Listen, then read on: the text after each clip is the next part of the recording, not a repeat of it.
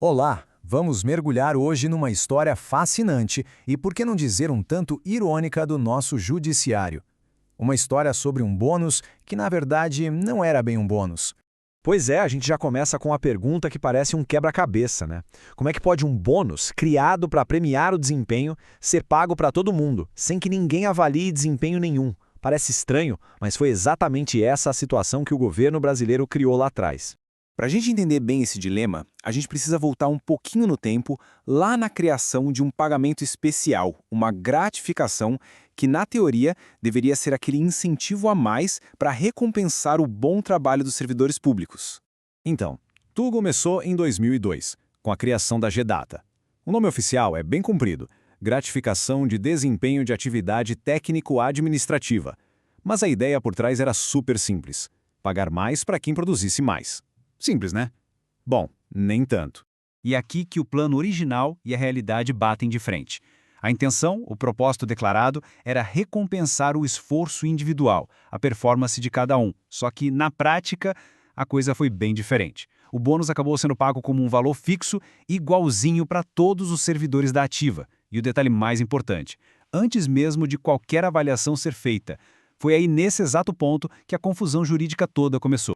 Essa situação toda levantou uma questão fundamental, uma questão de justiça, principalmente para os aposentados. Pensa bem, se o pessoal da ativa estava recebendo esse bônus sem precisar comprovar desempenho nenhum, por que os inativos que contribuíram a vida toda ficariam de fora? Não parecia justo, certo? E a resposta para essa pergunta, a chave para resolver esse impasse, está numa proteção jurídica muito importante para os servidores públicos aposentados: o princípio da paridade. O princípio da paridade é, na verdade, bem simples e bem justo. Ele basicamente garante que os aposentados recebam os mesmos reajustes de salário que os seus colegas que ainda estão trabalhando. É uma maneira de proteger o poder de compra e o valor das aposentadorias ao longo do tempo. E foi aí que a GDATA colocou esse princípio à prova.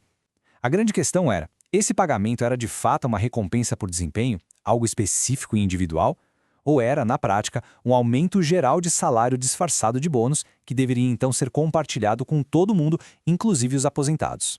Bom, como era de se esperar, esse conflito foi parar na mais alta corte do país, o Supremo Tribunal Federal. O STF teve que entrar em campo para resolver esse impasse. E a solução que eles encontraram foi, surpreendentemente elegante. A estratégia do STF foi genial de tão simples. Vamos olhar para o que a coisa é e não para o nome que ela tem. Em vez de ficarem presos no rótulo gratificação de desempenho, os ministros decidiram analisar a verdadeira natureza desse pagamento. Para fazer isso, o tribunal usou um conceito jurídico antigo, em latim, pro labore faciendo, que significa pelo trabalho realizado. A lógica é cristalina. Um bônus de verdade, um bônus de desempenho real, só pode ser pago se estiver ligado a um trabalho que foi de fato feito e, claro, medido. E essa lógica toda levou direto para a decisão final, que foi consolidada na famosa súmula vinculante 20. Ela basicamente disse o seguinte: enquanto a GDATA for paga desse jeito, de forma geral, sem avaliação nenhuma, ela tem que ser estendida aos aposentados também. Simples assim. E essa decisão virou lei no país inteiro. E o STF não ficou só na teoria, não. A decisão foi super prática. Definiu direitinho como os pagamentos deveriam ser feitos aos aposentados. Primeiro, com base em 37,5 pontos. Depois, quando o valor para os ativos subiu para 60 pontos, o mesmo valeu para os inativos.